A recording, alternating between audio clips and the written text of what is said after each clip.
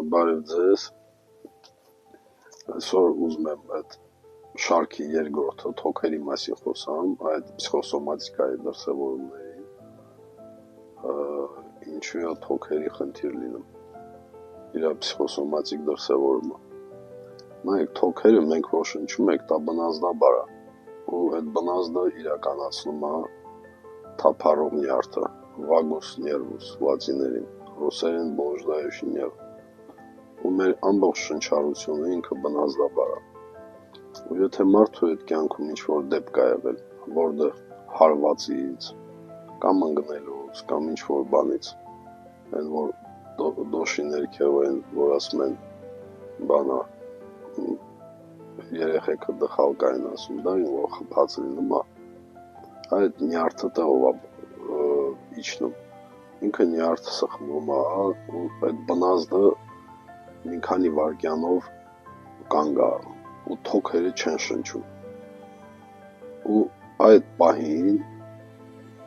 եթե այդ երկար է տևում, այդ շունչ չքաշելու պահը, ինքը շատ ժամանակ թոքերի մեջ ինչ-որ խնդիր է առաջանում, դե այն մնացածը ծխելը, ես իմ օդը բանը, դա արդեն երկրորդական են, բայց իր սկիզբը առնում հենց այլ նման մի դեպքից, երբ մարդու մոտ շունչը կտրվում է։ Նու մենք նաև շնչելու պահով կարողանում ենք գիտակցված շնչենք, որ խորը շնչում ենք, հենց այդ խորը շնչելը ինքը այդ նյարդի ստիմուլացիան է, այդ նյարդը ավելի լավ է սկսում աշխատել, ինքը պարասիմպաթիկ համակարգի կարևոր մասն է, մեզ հանգստացնողն է, ու հենց շնչելը եթե բնազդաբար չլներ, մարդիկ գիշերը քնած կարող է խեղդվեն։ Ու հիմա նորից ուզում եմ կրկնվեմ, թոքերի խնդիրների մեծ մասը, որ մարդ մի հատ իրավիճակում է ի հայտ եկել, որտեղ իր այդ բնազդը կանգ է առել։ 3 վայրկյանով, 5 վայրկյանով, 15, 20 դա արդեն իրական չի, ինչքան երկար, այդքան ինքը թոքերի մեջ ավելի բան, ինչ-որ անդառնալի պրոցեսն է սկսում։ Այդ է դրա պատճառաբանությունը, դե